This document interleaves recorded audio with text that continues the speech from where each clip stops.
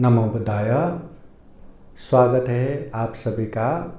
आप लोग देख रहे हैं बुद्धाज टीचिंग चैनल और हम यहाँ महाकारुणिक तथागत बुद्धा और उनके शिक्षाओं के विषय में चर्चा करते हैं। विशेषतः बौद्ध विनय वर्षावास के उपलक्ष्य में हम हर दिन शाम के 7 बजे प्रत्यक्ष धम्मदेशना लेके यहाँ उपस्थित होते हैं। तो आज भी विशेष धम्मदेशना लेके आए हैं। सर्वप्रथम महाकारुणिक तथागत बुद्ध धम्म संघ को बुद्धवाणी पाली गाथा द्वारा वर्णना करेंगे। अरहं सम्मा संबुद्धो भगवा बुद्धं भगवन्तं अभिवादेमि। स्वाखातो भगवता धम्मो धम्मं नमस्सामि। सुपतिपन्नो भगवतो सावक संघो संघं नमामि। बुद्ध धम्म संघ को वर्णना। बुद्ध धम्म संघ का आशीर्वाद रहे ऐसी कामना। तो आइए आज का ये धम्मदेशना कार्यक्रम शुरू करते हैं। समन्ता चक्रवालेषु अत्रा गच्छन्तु देवता। सदामं मुनिराजस सुनन्तु सग्गमोखदं। धम्मश्रवणकालो अयं बदन्ता। धम्मश्रवणकालो अयं बदन्ता। धम्मश्रवणकालो अयं बदन्ता। नमो तस्स भगवतो अरहतो सम्मा सम्बुद्दस्स। नमो तस्स भगवतो अरहतो सम्मा सम्बुद्दस्स। नमो तस्स भगवतो अरहतो सम्मा सम्बुद्दस्स। महाकारुणिक तथागत भगवान बुद्ध को त्रिबार वंदना। महाकारुणिक तथागत बुद्ध द्वारा देशित सुआख्यात धम्म को त्रिबार वंदना। महाकारुणिक तथागत बुद्ध के आर्य श्रावक संघ को त्रिबार वंदना। परम पूजनीय बोधिसत्व डॉक्टर बाबा साहब अम्बेडकर आज के कार्यक्रम में उपस्थित संपूर्ण श्रद्धा संपन्न बुद्धि संपन्न उपासक उपासिकाएं, आज हम विशेषतः ये बौद्ध जगत में पंचशीला जो प्रार्थना करते हैं वो कैसे करते हैं और उसका अर्थ क्या है, इसके विषय में हम चर्चा करेंगे। विशेषतः महाकारुणिक तथागत बुद्ध कहते हैं शीलं रक्षन्तु सर्वदा। ये शील हमेशा पालन करना चाहिए। और विशेषतः शील में भी घर गृहस्थ में रहने वाले उपासक उपासिकाओं को सुखपूर्वक शांतिपूर्वक जीवन जीने के लिए 5 शिक्षा पद तथागत बुद्ध ने बताया है, जिसे पंचशील कहते हैं। पंचशील में 5 ऐसी शिक्षा पद है, ऐसा नियम है जिसे हर गृहस्थ उपासक उपासिकाओं को हर दिन हर समय पालन करना होता है। वो 5 शील क्या क्या है? पानातिपाता वेरमणि, प्राणी हिंसा नहीं करना। अदिन्नादाना वेरमणि, चोरी नहीं करना। कामेषु मिथ्याचार वेरमणि, काम मिथ्याचार व्यभिचार नहीं करना। मुसावादा वेरमणि, असत्य झूठ नहीं बोलना। सुरा मेरे मज्जपमादत्था वेरमणि, अमल नशा पता सेवन नहीं करना। जो व्यक्ति ये 5 सील में एक भी सील बिगाड़ता है तो वो अकुशल हो जाता है, पाप हो जाता है और पाप का दुष्परिणाम भुगतना ही पड़ता है। इसलिए ये 5 सील के विषय में तथागत बुद्ध उपासक उपासिकाओं के लिए उपदेश देते हैं। तो हम देखते हैं कहीं भी कार्यक्रम रहे, चाहे घर में रहो, चाहे मोहल्ले में रहो, चाहे बिहार में रहो, हर जगह पे जहाँ जहाँ बौद्ध विनय अनुरूप कार्यक्रम होता है, सबसे पहले यही पंचशील प्रार्थना करते हैं। अगर वहाँ पूजनीय भिक्षु संघ रहे तो भिक्षु संघ द्वारा उपासक उपासिकाएं ये सील प्रार्थना करते हैं।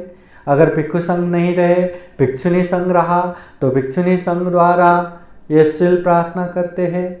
अगर भिक्षु भिक्षुनी संघ नहीं भी रहा तो महाकारुणिक तथागत बुद्ध के सामने ये सील प्रार्थना करते हैं। सील प्रार्थना के बाद ही हर बौद्ध कार्यक्रम का प्रारंभ करते हैं।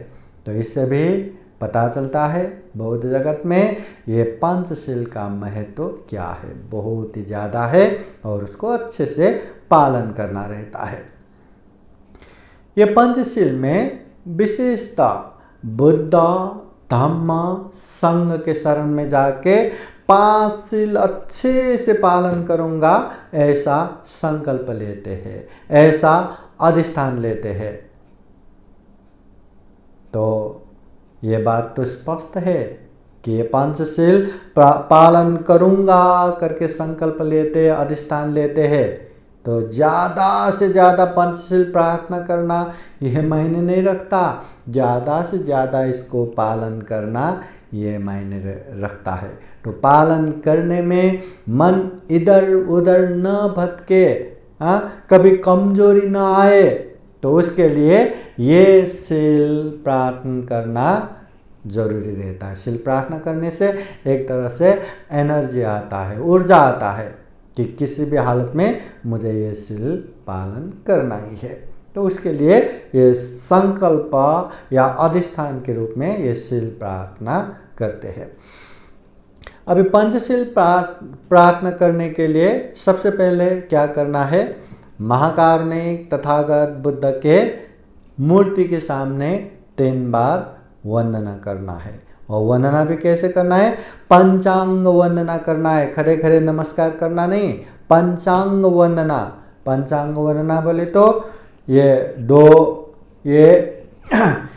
दो घुटने, 2 हाथ और ये माथा मस्तक एक ही बार में नीचे जमीन पे टेक के वंदना करना, इसे कहते हैं पंचांग वंदना। हाँ, 2 घुटने, ये 2 हाथ और ये मस्तक भी नीचे जमीन पे होना चाहिए एक ही बार में। तो इस तरह ऊपर से नीचे जाके 3 बार ऐसे पंचांग वंदना करना है।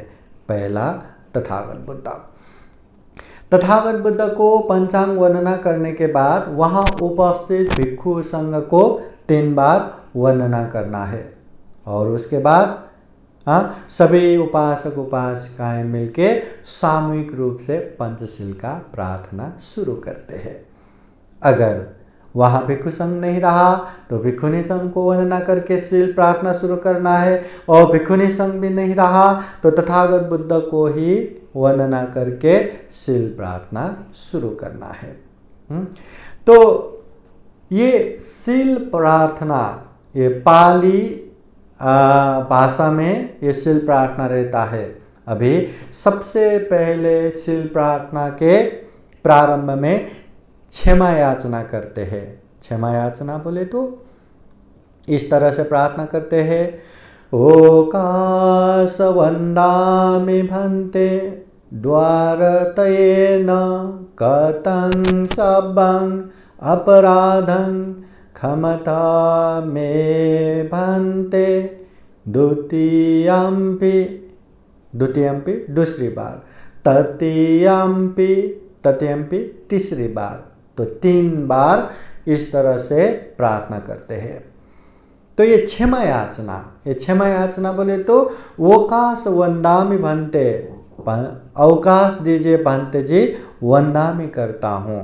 द्वार तैन कतंग सबंग अपराधं, मेरे 3 द्वारों से, मतलब शरीर से, वाणी से, मन से कोई भी गलतियां हुआ हो, अपराध हुआ हो तो क्षमा कीजिए। क्षमा प्रार्थना ये पहला लेते हैं। और ये क्षमा याचना करने के बाद ऐसा नहीं कि हमने क्षमा मांग लिया, हम सारे गलती, सारे अपराध, सारे पापों से मुक्त हो गया, ऐसा नहीं। इसका मेन उद्देश्य ये है कि हमने जो भी गलती किया हो, चाहे शरीर से किया हो, वाणी से किया हो, मन से किया हो, उसको महसूस करो, रियलाइज करो और ये संकल्प लो कि आगे से ऐसी गलती मैं दोहराऊंगा नहीं, इसलिए मैं दिल से क्षमा मांगता हूँ। तो इस तरह से ये क्षमा याचना करना है। ऐसा नहीं कि क्षमा मांग लिया, पंडित जी ने आशीर्वाद दिया, हम सभी ये अपराध से मुक्त हो गया, सभी पाप से मुक्त हो गया, ऐसा नहीं। महसूस करो, आगे से मत दोहराओ। उसके बाद त्रिशरण याचना करते हैं। अभी त्रिशरण याचना कैसे करते हैं? ओकास अहं भंते त्रिशरणेन सह पंचशीलं धम्मं याचामि अनुगहं कृत्वा शीलं देथ मे भंते द्वितीयंपि, दूसरी बार भी, तृतीयंपि, तृतीयंपि, तीसरी बार भी।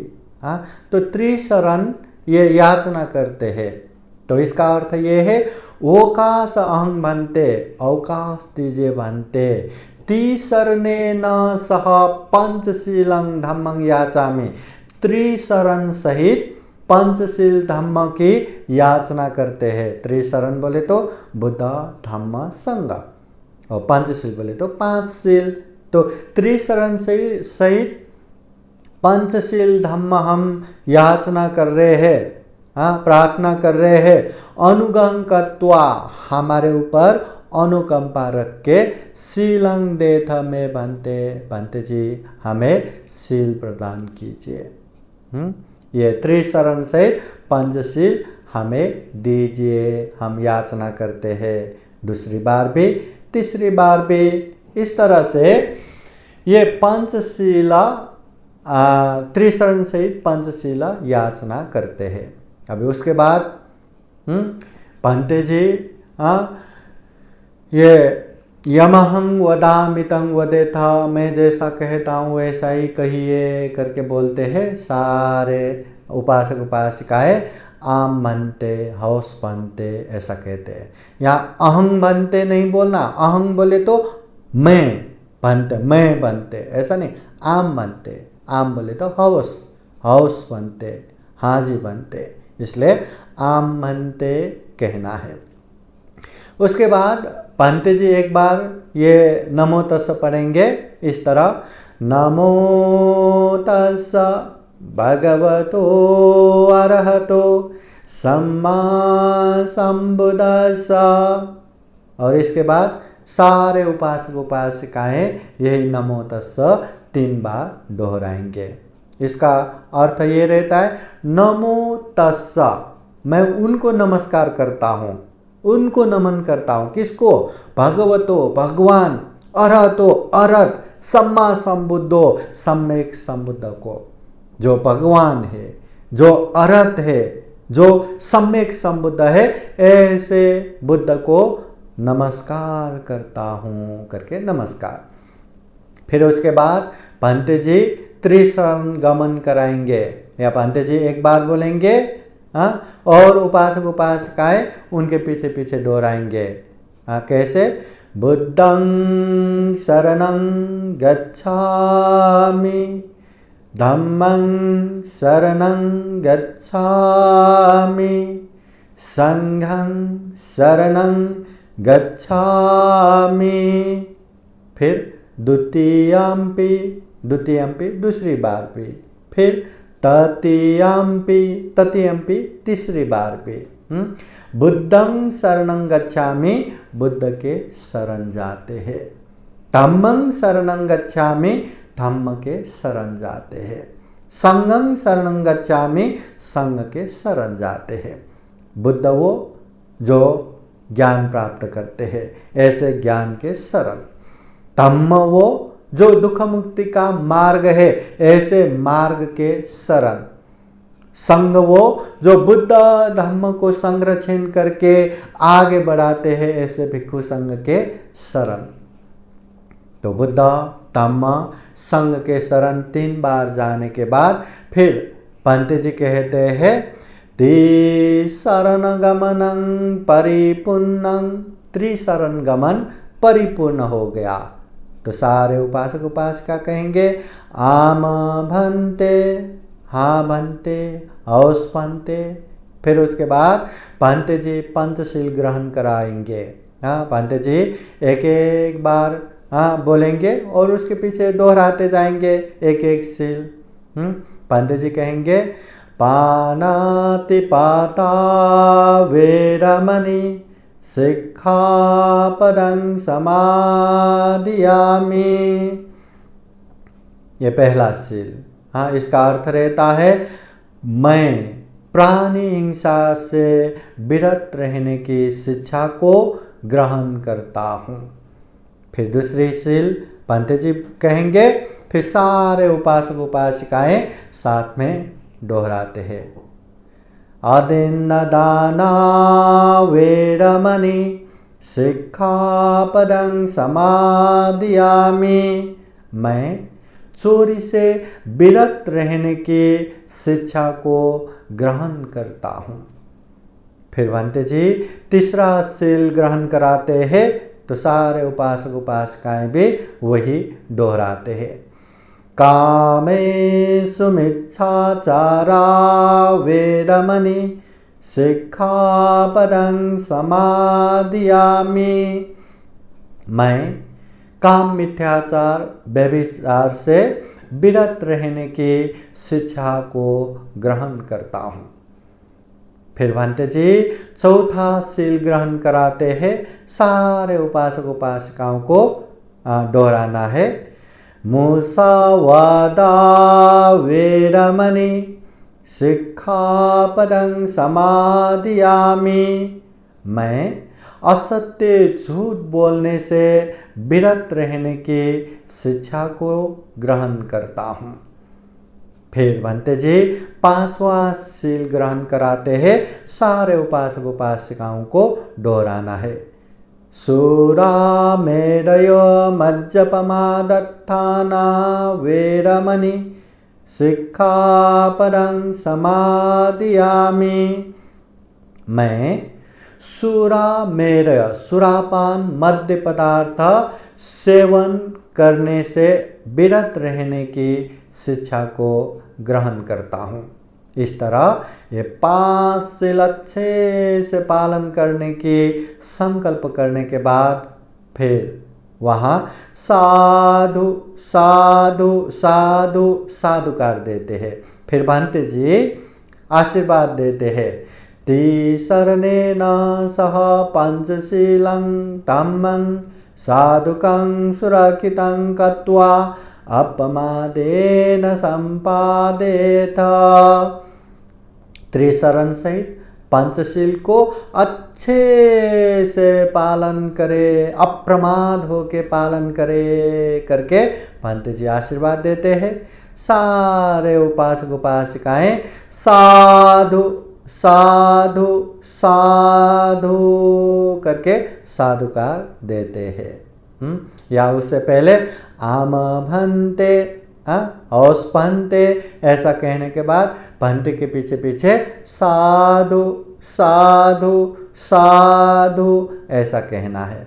उसके बाद भंते जी बोलेंगे बुद्धं नमामि। सारे उपासक उपासिकाओं को दोहराना है। फिर धम्मं नमामि, ये भी सारे उपासक उपासिकाओं को दोहराना है। फिर संघं नमामि, ये भी सारे उपासक उपासिकाओं को दोहराना है। मतलब बुद्धं नमामि, बुद्ध को नमन करते हैं। धम्मं नमामि, धम्म को नमन करते हैं। संघं नमामि, संघ को नमन करते हैं। बुद्ध को वंदना, धम्म को वंदना, संघ को वंदना, ऐसा कहते हुए ये शील प्रार्थना संपन्न होता है। तो इस तरह से शील प्रार्थना करते समय कोई भंते जी रहा, कोई पूजने भिक्षु संघ रहा, तो भिक्षु संघ में जो ज्येष्ठ भिक्षु है वो भंते जी ये शील प्रार्थना करवाते हैं। ये बौद्ध विनय है। अगर बड़े भंते जी का आदेश रहा किसी भी भंते को, तो वो भंते शील प्रार्थना करा सकते हैं। तो भंते जी रहा तो सबसे पहले बुद्ध को भिक्षु संघ को वंदना करके ओकाश वंदामि भंते द्वारतेन, इस तरह से क्षमा याचना करना। फिर ओकाश अहं भंते ति शरणेन सह पंचशीलं करके त्रिशरण याचना करना। फिर भंते जी के पीछे पीछे नमो तस्स भगवतो अरहतो बोलना। फिर बुद्धं शरणं गच्छामि, धम्मं शरणं गच्छामि, संघं शरणं गच्छामि। फिर उसके बाद पानातिपाता वेरमणि सिक्खापदं समादयामि, इस तरह पंचशील बोलना। अंत में भंते जी आशीर्वाद देंगे, साधु साधु बोल के बुद्धं नमामि, धम्मं नमामि, संघं नमामि, इस तरह बोल के ये पंचशील प्रार्थना संपन्न होता है। ये हर जगह पे पंचशील प्रार्थना करते हैं, कराते हैं। कोई भी बौद्ध कार्यक्रम आप घर में ही कोई भी उपलक्ष्य में, चाहे परित्राण लो, धम्मदेशना लो या कोई भी विधि लो, सबसे पहले ये पंचशील प्रार्थना कराते ही है। इसलिए बौद्ध जगत में ये पंचशील का इतना महत्व है कि अगर आपको पंचशील प्रार्थना करना नहीं आए तो आप सही रूप में बिहार में जाने वाला उपासक उपासिका नहीं है, ऐसा भी समझ में आता है। क्योंकि हर जगह पंचशील प्रार्थना कराते हैं, तो हर उपासक हर उपासिकाओं को ये पंचशील प्रार्थना आता ही है, आना ही है। इसलिए पंचशील प्रार्थना ठीक से करना नहीं आया तो समझ में आता है कि ये बिहार जाने वाले लोग नहीं है। उपासक उपासिका मानते हैं मगर बिहार में नहीं जाते, कार्यक्रम में नहीं जाते। तो इसलिए ये पंचशील प्रार्थना करना आना चाहिए, हर उपासक उपासिकाओं को आना चाहिए। अगर कोई बौद्ध कार्यक्रम हो रहा है और सामने भिक्षु संघ नहीं है, भिक्षुनी संघ नहीं है, तब क्या करेंगे? तब तथागत बुद्ध को वंदना करना है और तथागत बुद्ध के सामने ओकाश वंदामि भंते वहाँ से लेके अंत तक ये पानातिपाता वेरमणि पंचशील सब, फिर बुद्धं नमामि, धम्मं नमामि, संघं नमामि, इस तरह से प्रार्थना करना है। बुद्ध के सामने भी इस तरह से शील प्रार्थना कर सकते हैं। तो याद कीजिए, ये शील प्रार्थना करना मतलब इस शील को अच्छे से पालन करूँगा, ये संकल्प लेना है, ये अधिष्ठान देना है, मन को एकदम ऊर्जा देना है, मन को बलवान बनाना है। कोई भी हालत में, कोई भी मौके पर मैं ये शील को बिगड़ने नहीं दूंगा, ऐसा मतलब माहौल बनाने के लिए ये शील प्रार्थना करते हैं। ऐसा नहीं सोचना चाहिए कि हमने शील प्रार्थना किया, हम बहुत ही शुद्ध हो गया, बहुत ही पवित्र हो गया। और ऐसा भी नहीं सोचना चाहिए कि हमने तो इतने बार शील प्रार्थना किया है, 100 बार, 1000 बार, लाख बार शील प्रार्थना किया है, इसलिए हम बहुत शुद्ध है, पवित्र है। ऐसा भी नहीं सोचना चाहिए। ये शील प्रार्थना केवल और केवल मैं शील को अच्छे से पालन करूंगा, ये संकल्प के लिए है, ये अधिष्ठान के लिए है। वास्तविक पुण्य तो तब होगा जब हम उस शील को अच्छे से पालन करेंगे, अच्छे से व्यवहार में उसको अभ्यास करेंगे, तब जाके उसका पुण्य बहुत बहुत लगेगा। फिर भी बौद्ध जगत में ये पंचशीली सबसे पहले क्यों प्रार्थना करते हैं? हर जगह पे हर धम्म का काम करते समय अपने आप को या वहाँ जगह को शुद्ध रख के करने की चलन है। तो बौद्ध जगत में भी ये पंचशील प्रार्थना करके अपने शरीर, अपने वाणी, अपने मन को शुद्ध करके ये धम्म का कार्य प्रारंभ करते हैं। अभी देखना, शील प्रार्थना करने के बाद जितने समय तक, आधा घंटा चले या 1 घंटा चले या दिन भर वो कार्यक्रम चले, जब तक कार्यक्रम चलता रहेगा तब तक वो इंसान चाह के भी न शरीर से पाप कर पाएंगे, न वाणी से पाप कर पाएंगे या न मन से पाप कर पाएंगे, न वो हिंसा कर पाएंगे, न चोरी कर पाएंगे, न व्यभिचार कर पाएंगे, न झूठ बोल पाएंगे, न नशा पता सेवन कर पाएंगे। तो जब तक वहाँ रहेगा, शीलवान बन के रहेगा, शील में प्रतिष्ठित होके रहेगा, तो ये भी एक तरह से पुण्य है। मगर सबसे ज़्यादा पुण्य तब मिलेगा जब ये पंचशील को अच्छे से जान के, समझ के, जिस तरह से प्रार्थना किया, जिस तरह से अधिष्ठान किया, संकल्प किया, उस तरह से दैनिक व्यवहार में पालन करना है। हर दिन पालन करना है, हर समय पालन करना है। जब ये पालन करने में परिपूर्ण होगा तब जाके सही मायने में शील प्रार्थना सार्थक हो गया। सही मायने में ये शील का आनिशंस महत्व मिल गया। और देखते हैं जीवन में सुख भी मिल रहा है, जीवन में शांति भी मिल रहा है, जीवन में आनंद भी मिल रहा है। जहाँ जिस परिवार में रहते हैं सुखपूर्वक रह रहा है, शांत पूर्वक रह रहा है। और ऐसा होता ही है, ये तथागत बुद्ध के वाणी है। इसलिए हम भी अच्छे से शील प्रार्थना करना जाने, शील पालन करने की संकल्प लें और व्यवहार में अच्छे से शील पालन करते हुए जीवन में खूब सुख शांति प्राप्त करें और जीवन में ढेर सारा पुण्य धम्म करते हुए ये दुर्लभ, यह अमूल्य, ये सर्वश्रेष्ठ मनुष्य जीवन को सफल बना सके, सार्थक बना सके, अंत में सभी दुखों से मुक्त निर्वाण तक प्राप्त कर सके, ऐसी कामना करते हुए ये धम्म देशना यहीं संपन्न करते हैं। सबका मंगल हो, सबका कल्याण हो। भवतु सब मंगलम। साधु साधु साधु।